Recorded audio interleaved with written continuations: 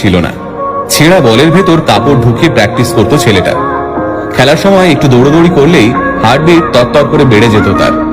Doctor বলেছিল football খেলা না ছাড়লে হার্ট অ্যাটাক হতে পারে। রাশিয়া পর্তুগালের খেলা খেলতে নামার আগে বছর কুড়ির ছেলেটি জানতে পারে মৃত্যু হয়েছে তার বাবার।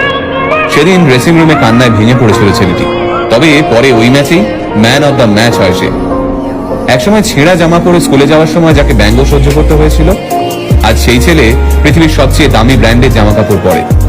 আজ সেই ছেলেটারই সম্পত্তির পরিমাণ প্রায় 8,000 কোটি টাকা। কিন্তু আজও সেই ছেলেটা প্রতিটা বড় অনুষ্ঠানে নিজের মাকে নিয়ে যায়। মাকে প্রতিটা অনুষ্ঠানে নিয়ে যাওয়ায় বান্ধবীর আপত্তি আছে শুনে তৎক্ষণাৎ নিজের বান্ধবীকে ছেড়ে দেয় ছেলেটা। এতটাই শক্তিশালী এই ছেলেটার শিকড়ের টান। হ্যাঁ, আপনারা ঠিক ধরেছেন, আমরা আজকের ভিডিওতে কথা বলছি ক্রিশ্চিয়ানো রোনাল্ডোকে নিয়ে।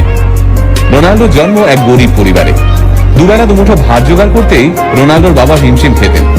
ভালো জামা কাপড় কিনে দেওয়া তো দূরের কথা, তাই ছেঁড়া জামা পরেই স্কুলে যেতে হতো তাকে। বাড়ির আর্থিক অবস্থা খারাপ, বাবা সারাদিন মদের নেশায় ডুবে থাকে। নোংরা জামা কাপড় পরে স্কুলে গেলে কপালে জোটে শিক্ষকদের গঞ্জনা।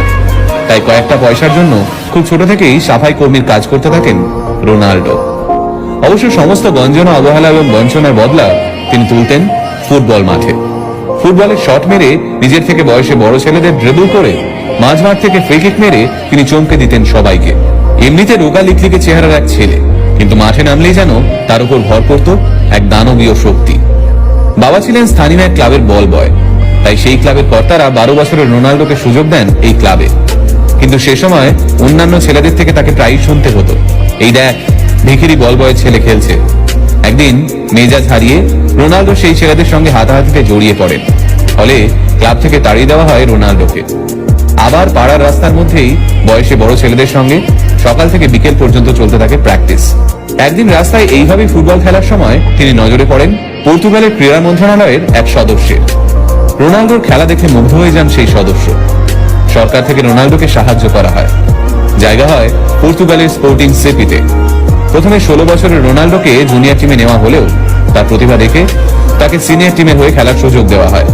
সিনিয়রদের সঙ্গে খেলতে নেমে একটু নিরাশ করেননি রোনাল্ডো। প্রথম ম্যাচেই 2 গোল করেন তিনি।